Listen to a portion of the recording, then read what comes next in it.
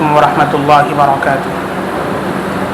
الحمد للہ رب العالمین والصلاة والسلام علی رسولہ الکریم وعلی آلہ وصحبہ اجمعین، اما بعد فاعوذ باللہ من الشیطان الرجیم، بسم اللہ الرحمن الرحیم۔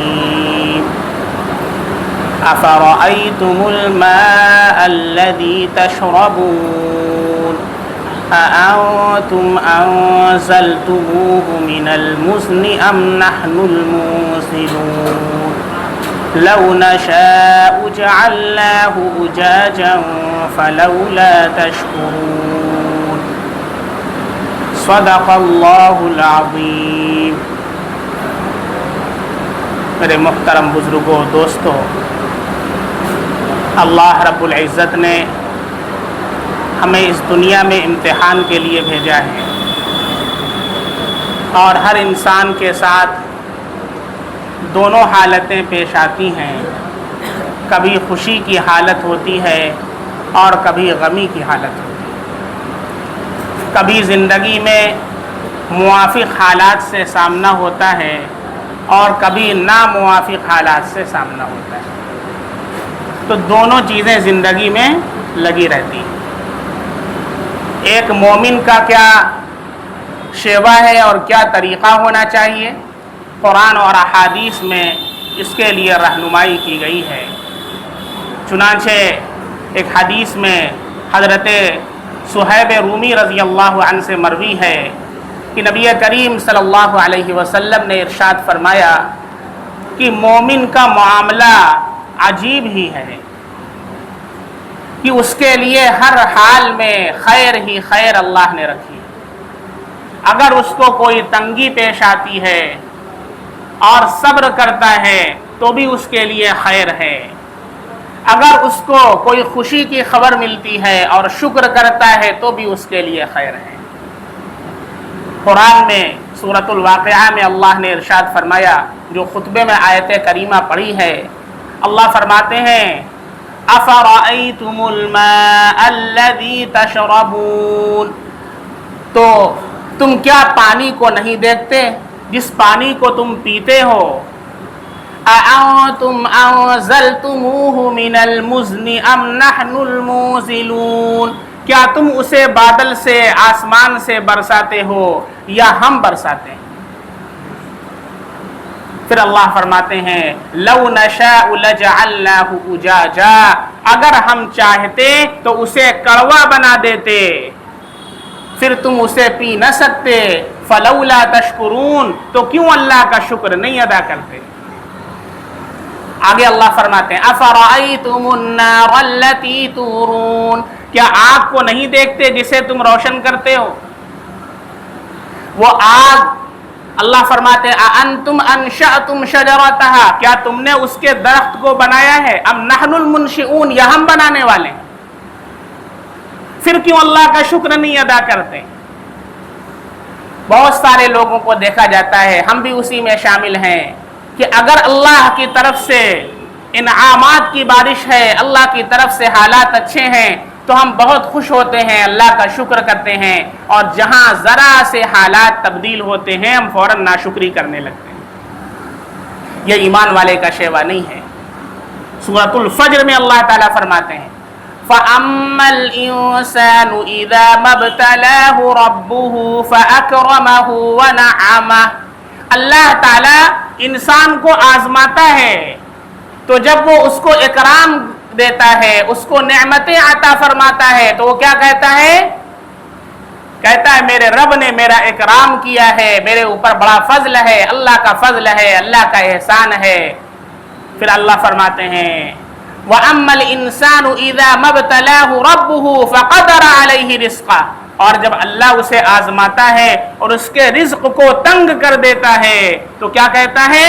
فَيَقُولُ رَبِّي أَهَانَنِ، میرے رب نے تو مجھے رسوائی کر دیا، ذلیل کر دیا، کوئی اور ملا ہی نہیں، میں ہی ملا ہوں، بس ہر کام میں رکاوٹ ہے، جاب نہیں لگ رہی، گھر کے اندر دقت ہے، پریشانی ہے، ہر وقت اللہ تعالیٰ کی ناشکری کرتا رہتا ہے، یہ ایمان والے کا شیوا نہیں ہے۔ اللہ کے نبی صلی اللہ علیہ وسلم سے مروی ہے کہ ایک مرتبہ بارش ہوئی، آپ صلی اللہ علیہ وسلم نے فرمایا کہ کچھ لوگ تو وہ ہیں، دو جماعتیں ہو گئیں، کچھ لوگ تو وہ ہیں کہ جنہوں نے کہا ہذہ رحمت اللہ، یہ اللہ کی رحمت ہے، اور کچھ لوگوں نے کہا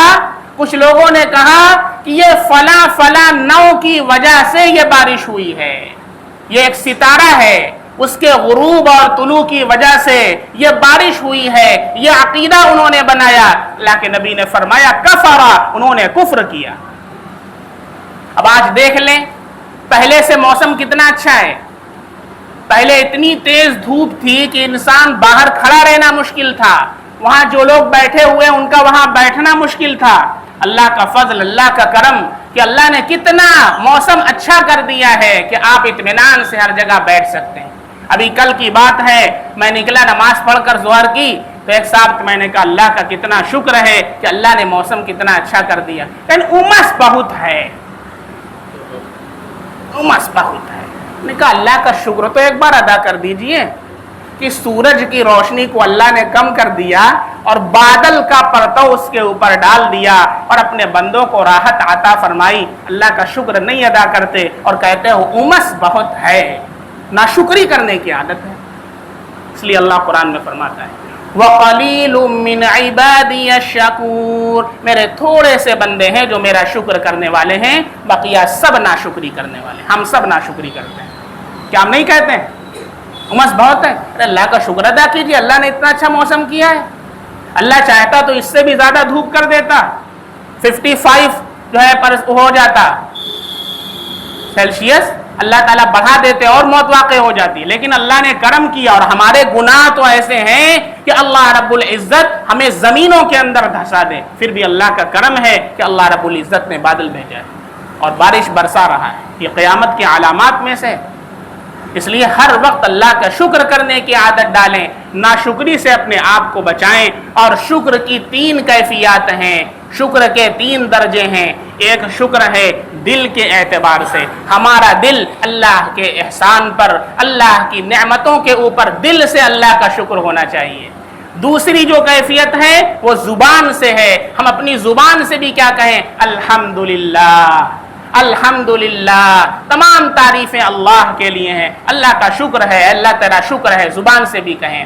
اور تیسرا عمل کے اعتبار سے بھی یہ شکر بہت مشکل ہے۔ اللہ نے جو نعمتیں عطا فرمائی ہیں ان کا صحیح استعمال یہ اللہ کا شکر ہے، اور ان کا غلط استعمال کرنا اللہ کی نعمتوں کی ناشکری ہے۔ اگر ہم زبان سے کہتے ہیں اللہ تیرا شکر ہے، آنکھوں کا صحیح استعمال نہیں کرتے، ہاتھ کا صحیح استعمال نہیں کرتے، تو ہم اللہ کی ناشکری کر رہے ہیں۔ اس لیے ہم سب کو اللہ کے شکر کی عادت ڈالنا ہے، اللہ کی ناشکری سے بچنا ہے۔ ایک ایمان والے کا یہ شیوا ہے۔ اور رضا بالقضا بھی ایمان کا حصہ ہے۔ رضا بالقضا یعنی تقدیر کے فیصلے پر راضی رہنا، یہ بھی کیا ہے؟ ایمان کا حصہ ہے۔ بہت سارے لوگ اللہ رب العزت کے فیصلے سے ناراض ہو کر کے خودکشی کر لیتے ہیں، تو کوئی دریا میں چھلانگ لگا دیتا ہے، تو کوئی اپنے ہاتھ کو کاٹ لیتا ہے، تو کوئی ڈپریشن میں چلا جاتا ہے۔ اس کا مطلب ہم اللہ کے فیصلے سے راضی نہیں ہیں۔ میرے بھائی، اللہ کا یہ فیصلہ ہے، اللہ نے دنیا میں امتحان کے لیے بھیجا ہے، یہاں ہمارا امتحان چل رہا ہے۔ خوشی کی حالت ہو تو ہمیں شکر کرنا ہے، غمی کی حالت ہو تو ہمیں صبر کرنا ہے، یہی ایمان والے کا شیوا ہے۔ اور اس کے علاوہ اگر ہم کوئی دوسرا راستہ اختیار کر رہے ہیں تو ہمارے نبی صلی اللہ علیہ وسلم کی تعلیمات سے ہٹا ہوا ہے۔ اللہ رب العزت ہم سب کو ہر حال میں اپنا شکر کرنے کی توفیق عطا فرمائے، اور ہم سب کو اپنے شکر گزار بندوں میں شامل فرما لے، اور ناشکری سے اللہ ہم سب کی پوری حفاظت فرمائے۔ آمین۔ وآخر دعوانا ان الحمد للہ رب العالمین۔